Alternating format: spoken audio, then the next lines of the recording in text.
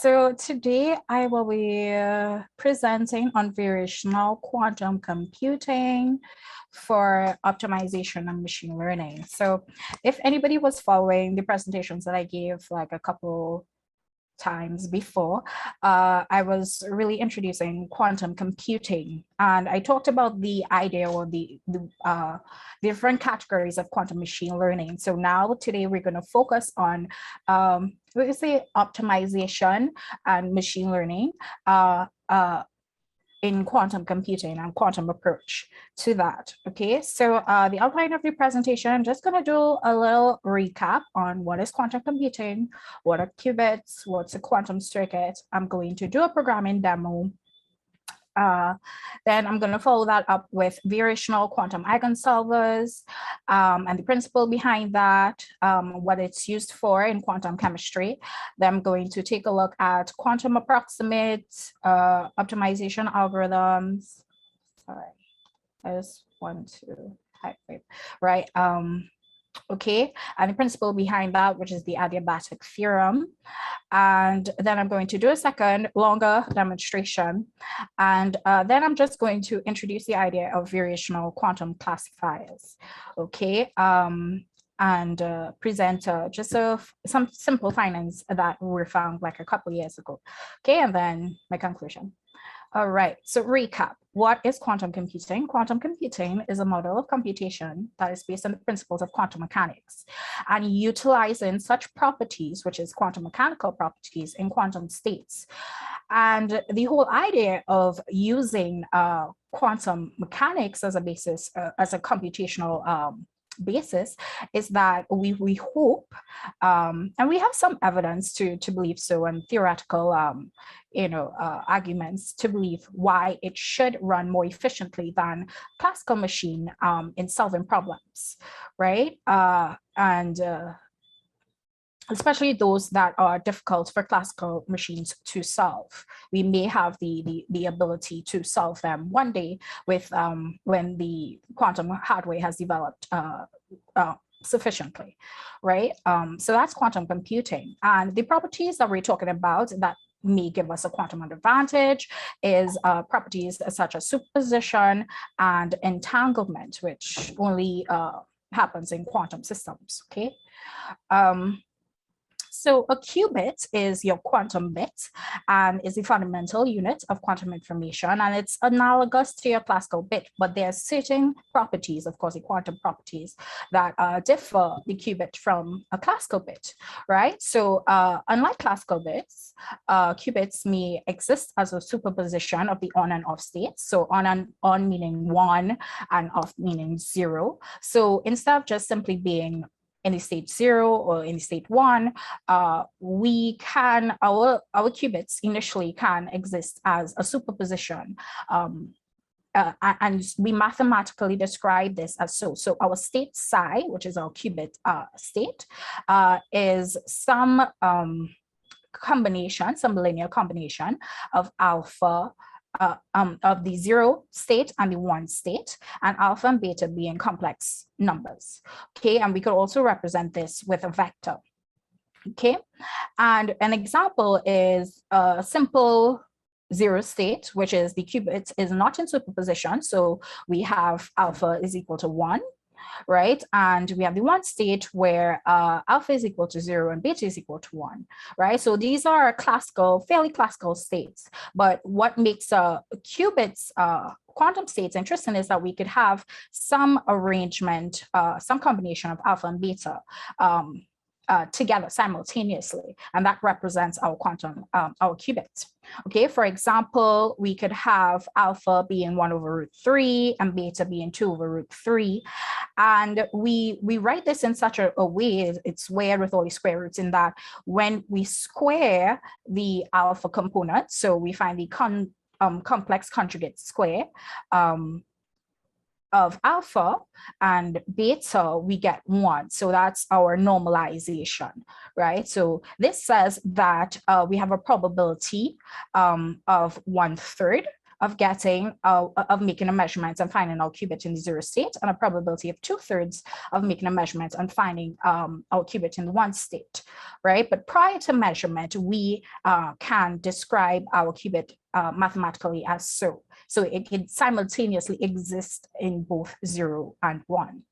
Okay, so with that, we have a particular representation, diagrammatical, we call it visual representation, which we call the block sphere, in which we could represent each qubit. So if we have considered the sphere, which has a north pole and a south pole, and at the north pole, we consider this the 0 pole, the 0 ket pole, and the south pole, this is the 1 ket pole, such that if a vector, we consider our vector being our qubit representation, our psi state, is pointing towards the north pole, then that vector is in the 0 state. If it's pointing towards the south, that qubit is in the 0 state. If it's pointing towards the south pole, it's in the 1 state, and any basically, we can perform quantum mechanical operations to get a qubit to represent a single bit of information to point to anywhere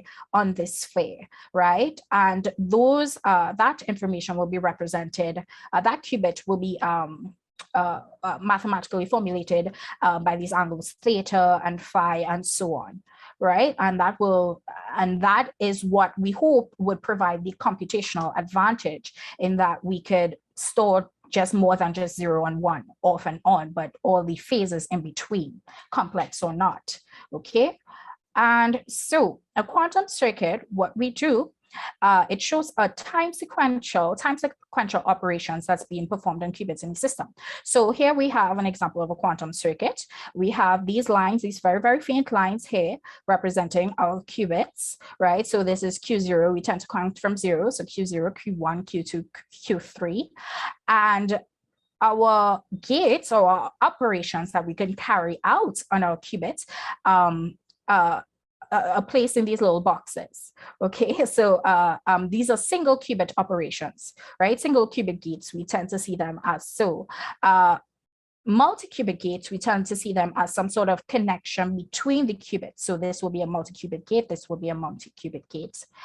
Okay, when we make a measurement, you will see an emblem or a figure that looks like that.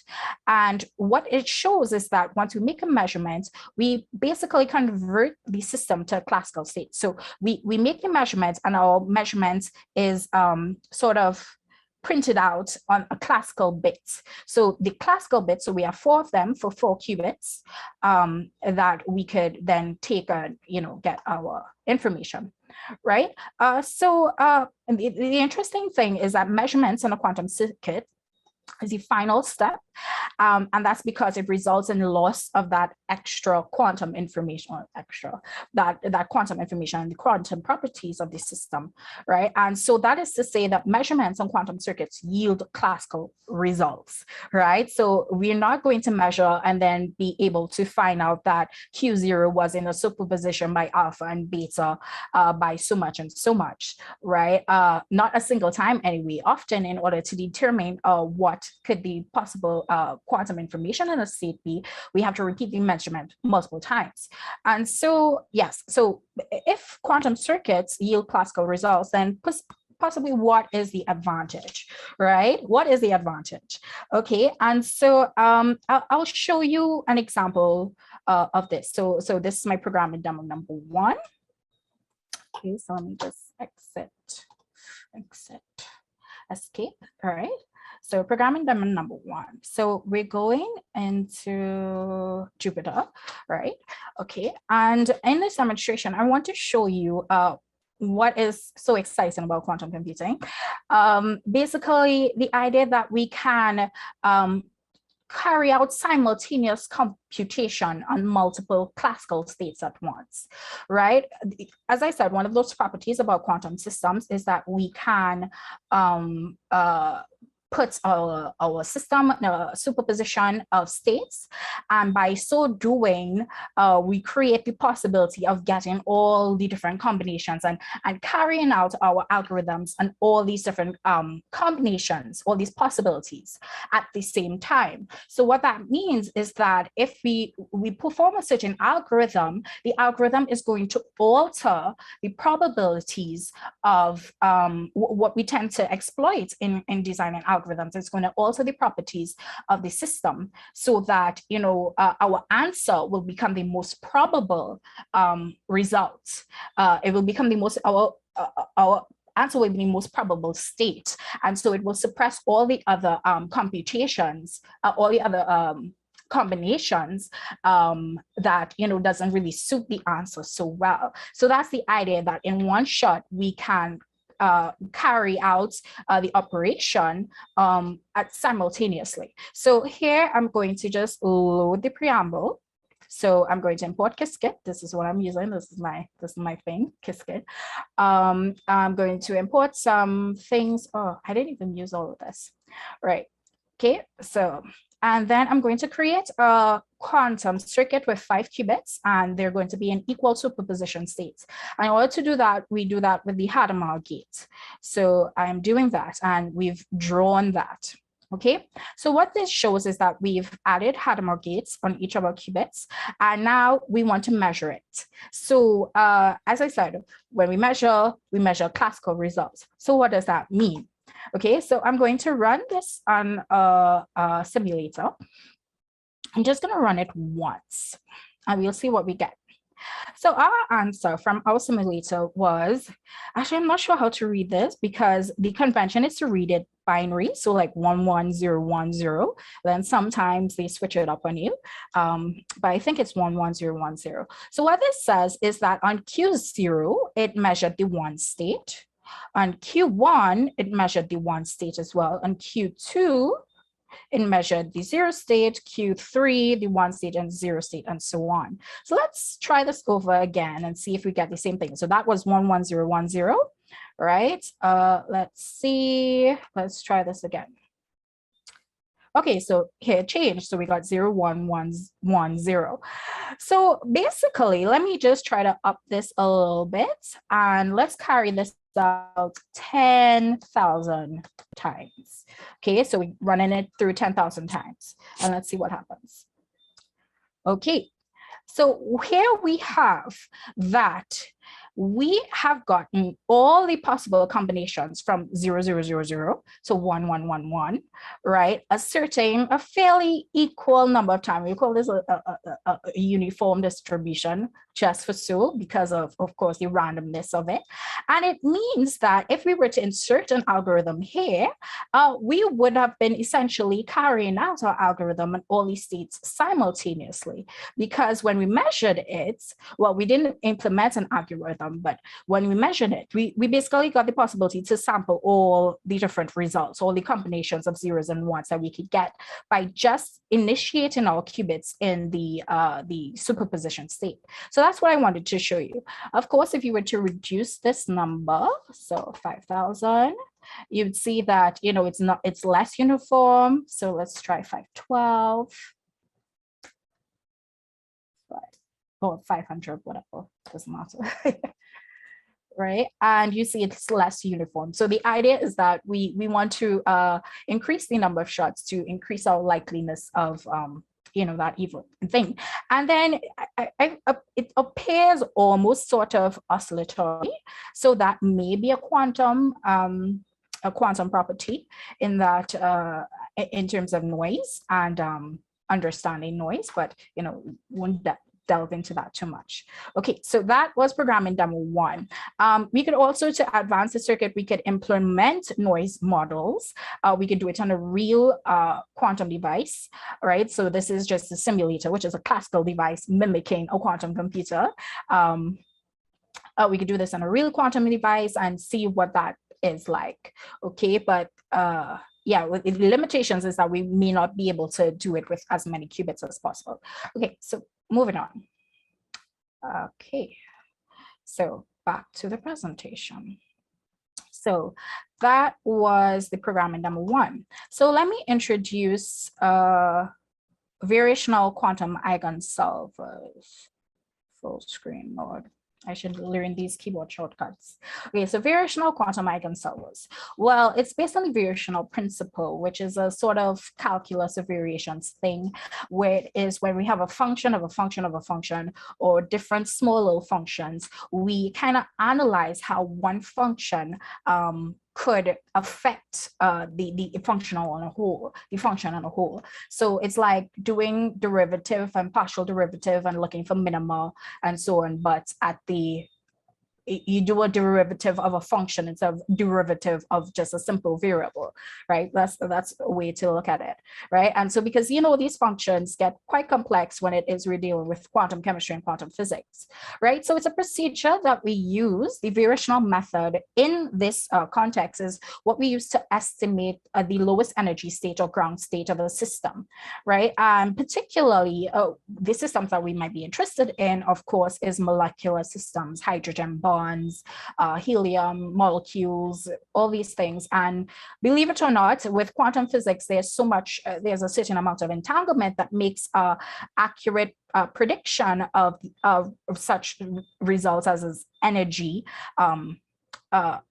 energy states and accurate calculation very, very difficult because of the amount of entanglement at that level, right? So here we have that these people, published 2016, they used a variational quantum eigensolver to sort of mimic or simulate the energy. And they got quite energy of the hydrogen bond, the HH bond, and they got quite close results to the exact energy based on their theoretical deduction, which is pretty good. So we can, once this develops further, we could use this to make materials. Okay, so so essentially what this method is based on. So we start off with what we call the time-independent Schrödinger equation, which basically says that the Hamiltonian operator acting on the state psi, which is our quantum system, yields the energy of psi. Okay, and if we were to make a measurement in the Hamiltonian basis, so the appropriate measurements, we will get what we get. We will get an expectation value, which mathematically we represent guessing the expectation value by these operators, where we sandwich the ket and the bra between the operator. And basically, it says that our E psi is the expectation of the Hamiltonian operator.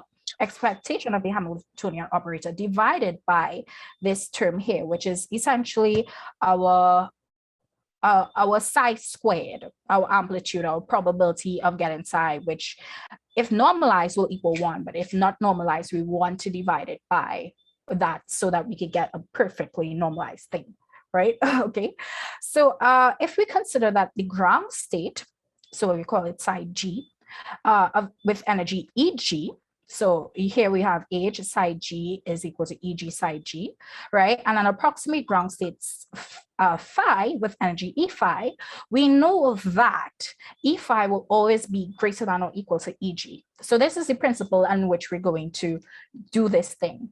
So if it is, our objective therefore is to minimize E phi by slowly modifying the state phi. And if it is, we make the state phi a function of theta, some parameters, then we can determine the parameters theta, or we could optimize or improve on those parameters theta, that will sufficiently adjust our state phi or minimize our function, create the perfect phi so that we minimize our energy E phi. And if we do this well enough, we will get that our energy E phi is very, very close to the ground state energy that we're trying to figure out.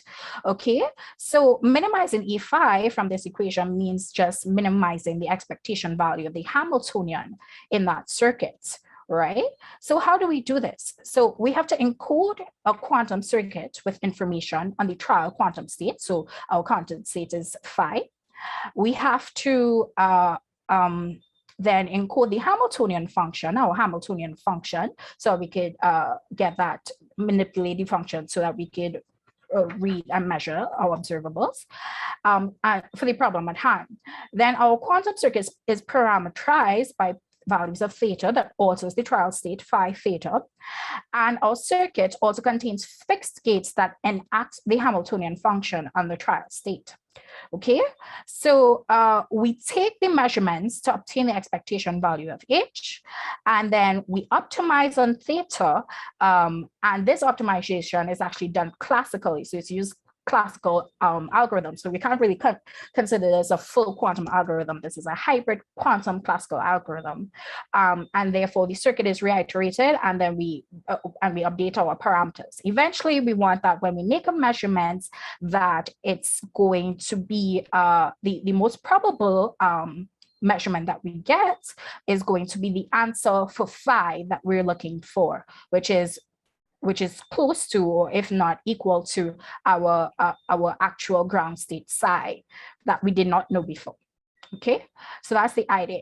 So on a very similar principle, we have quantum approximate optimization algorithms, right? And it's based on the adiabatic theorem. And it says that in the adiabatic theorem in quantum mechanics, it says that if we perturb a quantum system at an initial eigenstate of psi g, and with an energy, with its associated energy value, eigenvalue Eg, slowly enough, the system will remain in its eigenstate once there's a difference in the energy eigenvalue and the rest of the energy landscape. So it might not be obvious, but we're talking about complex energy landscapes here, right? Not just the simple ones. But if we want to find, so this is how it applies.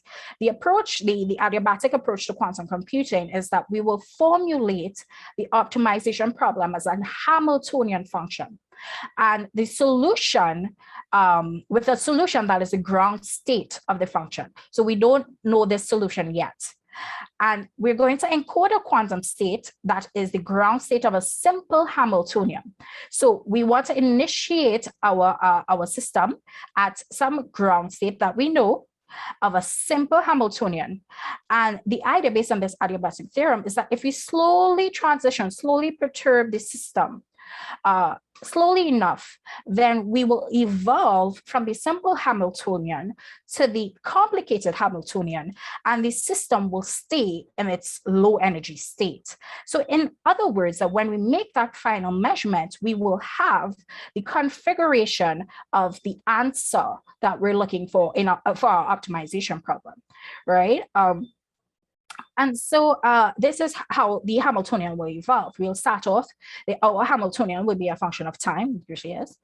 And we will start off with the simple Hamiltonian HS, 1 minus t, plus HP at t. So as time increases, we're going to get less of the simple Hamiltonian, and we're going to get more of the problem Hamiltonian. So, and we have to go slow enough. So at ht equals 0, we have just the simple Hamiltonian. At ht equals 1, we have the problem Hamiltonian. So we evolve the system slowly enough to transition from one to the next. So that if we have unitary, right? So we usually implement this circuit-wise with the unitary, right? We get this, okay? So this is a bit of a mathematical formulation.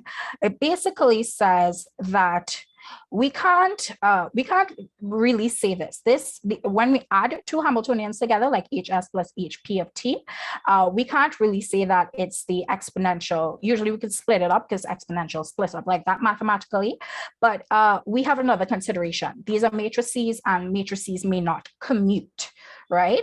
And so if they don't commute, then this approximation is inaccurate. So what that means is that we have to find another way. And so we have this formulation, which is the Suzuki-Trotter expansion, that says that if we have two non-commuting matrices, A and B, so this is HS and HP, and we're trying to add them together, the exponentiation, we approximate it as x goes to infinity of this here. So what it means is that we want, if we repeat this exponential x times, such that we only implement A a very, very little bit and B a very, very little bit, and we do this slowly enough, then it approximates to EA plus B.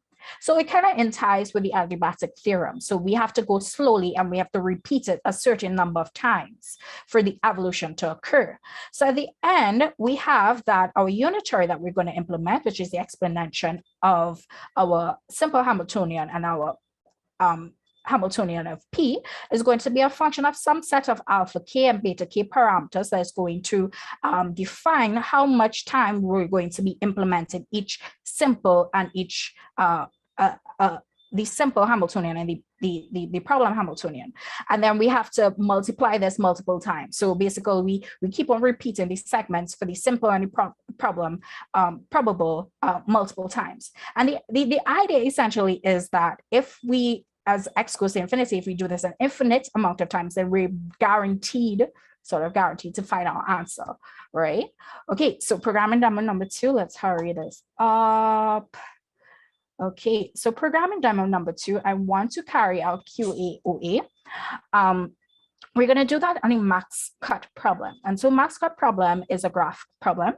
It says that if we have a set of nodes, so balls, so you think of it as, circles, and we have edges connecting them, we want to divide or assign those circles or those balls to various groups of 0, different groups, so 2 distinct groups, such that we want that any edges connecting them be maximized, right? Okay, sorry, not maximized, but that okay, let's read here because I wrote it down as I learned it. Okay, so given that the nodes belong to 2 distinct groups, if we have n nodes, then the number of possible ways for assigning the nodes is 2 groups of 2 to the n. So so given a graph of nodes and edges connecting the nodes, we would like to partition the nodes into 2 groups such that the number of edges connecting the nodes of 2 distinct groups may be maximized, right?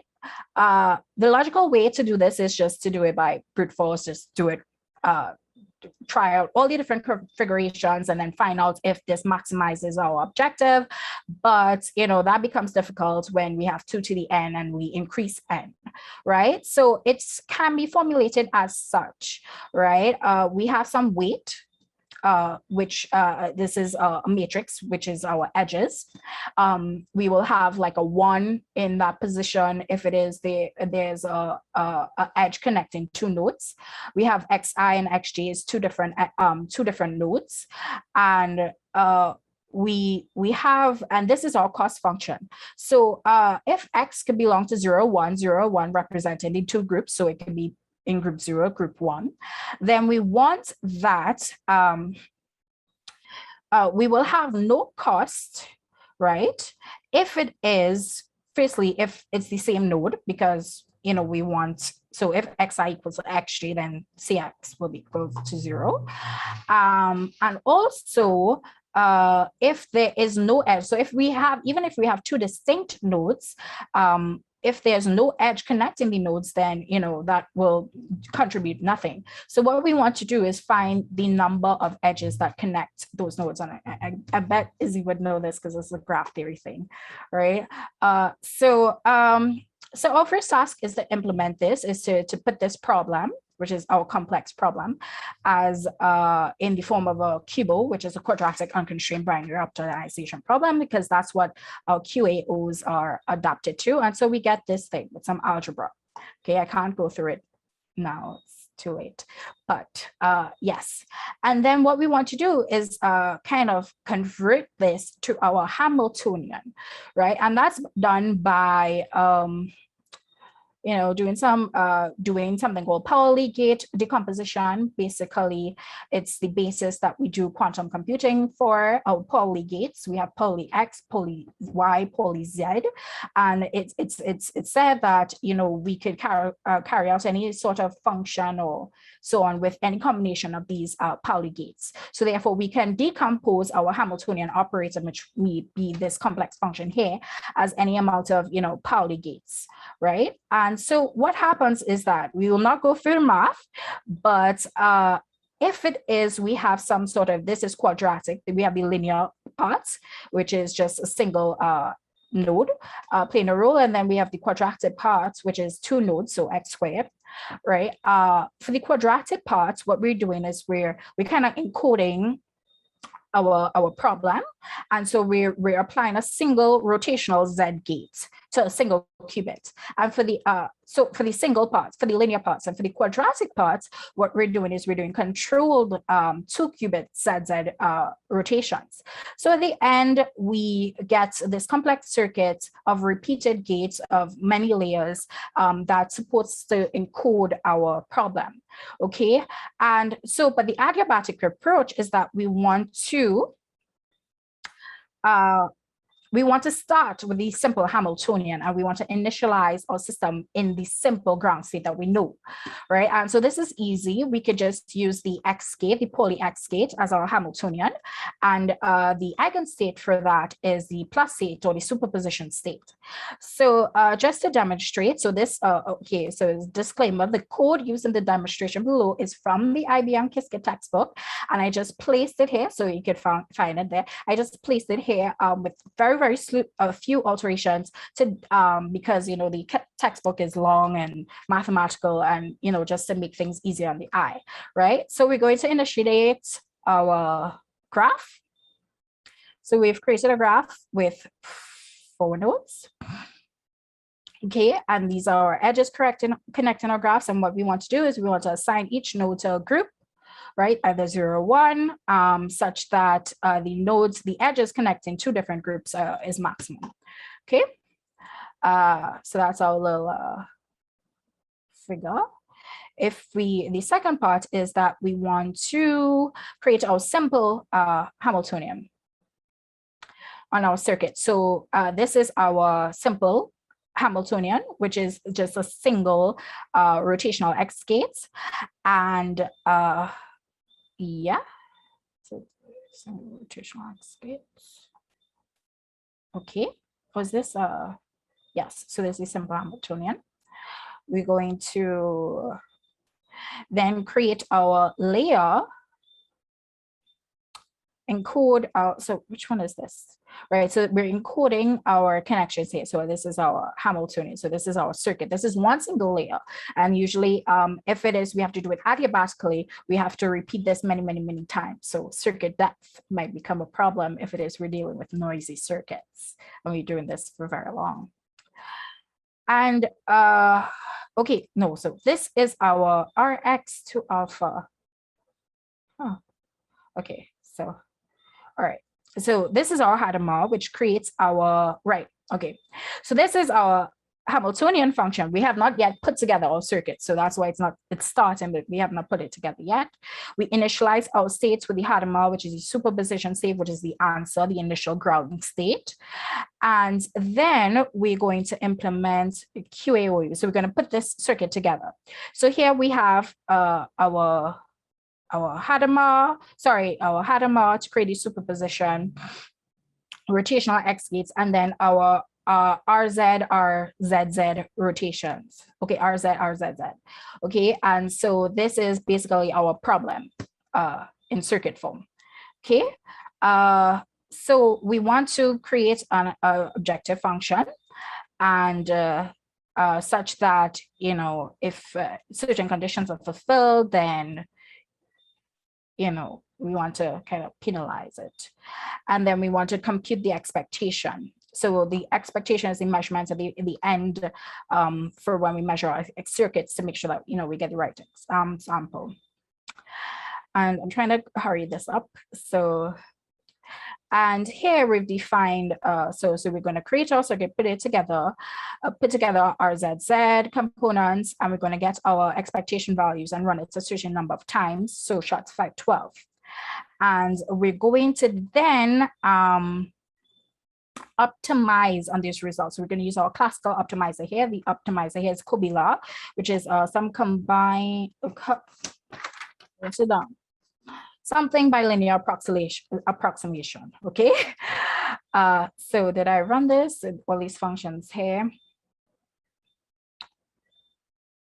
Right, and so we saw that it was trained successfully. So, and yeah, so this would be our sort of our optimal parameters of alpha and beta that will yield good results.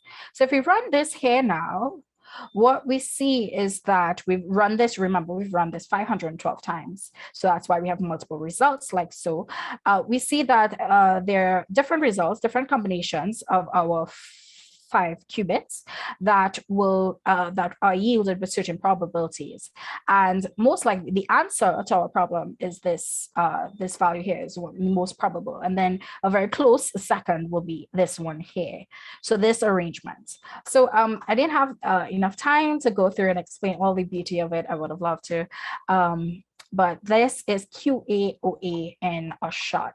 Okay, so let me just quickly wrap up. So the idea is that for variational quantum classifiers, so that's for optimization, now we're going to classify it, so machine learning, is that we want to initialize our qubit states as we did. We want to encode our features X or a feature map into our circuit. And we want to assign the initial parameters theta and initialize parameters theta. We want to measure outputs, predict a label based on the output. So if the output passes a certain threshold, like it needs to be all ones to pass the threshold, which is high, which is, then we predict a certain label. And then we use a classical optimizer for that. So optimize theta classically. So in the end, our variational quantum classifier might look something like this. So we encode our features with gates, with X, onto our qubits. So this is our feature map. Then we encode theta into our gates. So, and then we make a measurement, and then we use a classical optimizer, and then we update the parameter theta, and then we run the circuits again, and so on. So a very simple result. So this is from 2019, but people is way beyond this now. People they try to basically coordinate X and Y. These people try to classify points based on the features X and Y, whether they would belong in a circle or outside a circle with a particular radius, and they compared it to a neural network and the variational quantum classifier. And what they found is that the classical model required 23 free parameters, and the quantum analog, because the VQC is like the quantum analog to the neural network, that they only needed 2. And so here are some of their results. They have they classify, so to classify it into just whether it's in the circle or not in the circle. This is the VQC and the ANN, and they needed these amount of parameters for ANN and this amount, and they still got better results with the small amount for the VQC. Okay, so of course this is this is a long time ago. This was back in the beginning of VQC. 2 years was a long time ago. And so in conclusion, variational forms, so variational circuits, variational meaning parameterizable, that we can enter, we can encode our data with these variables theta by causing rotations on our qubits. They are different, they can be used for optimization and machine learning. The QML field is still being developed. It's very, very young. And there are a lot more algorithms out there. So there's quantum Boltzmann machines, deep quantum neural networks, variational quantum regression, etc. Researchers are still trying to figure out what types of classical data may be benefited by quantum machine learning approaches as opposed to classical algorithms. But despite the doubts, we are already implementing these circuits on small scale quantum devices. So we can imagine what that might be, what might be possible when our larger, more noise resistant, fault tolerant devices are developed. And so to end, I would say the future is quantum. This was very basic introduction, very simple, just to give a touch on quantum machine learning. And I hope you guys enjoyed it. Yes, thank you. Yeah, thanks, Jaimie. Very, very interesting stuff. Of course, without a background in physics, it's hard to follow some of these stuff, but very interesting. Thanks. No questions from me at this point. Okay. Anybody, any questions?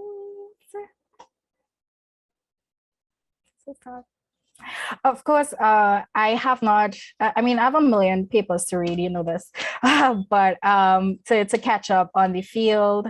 And I think, there's still some debates in the community, when will we get this quantum advantage, or will it really be, useful on classical data? And of course, the most obvious answer sometimes is that if it is, our classical data somehow has some sort of complex features to it, or that needs to be extended into a high dimensional space, then maybe that might be the most obvious way we could have a quantum advantage, or it might be useful to apply these quantum algorithms. But then asking ourselves, okay, what exact types of classical data can we exploit? Of course, I would love to venture and do my own thing. I've been doing minimal, but I would like to employ my own data and test out some of these algorithms and see, that's what you need. We need people to test out these algorithms with classical data and see how effective it may be and compare it. And there's a lot of code out there, free code, open source, that we could really experiment with. And so that's all.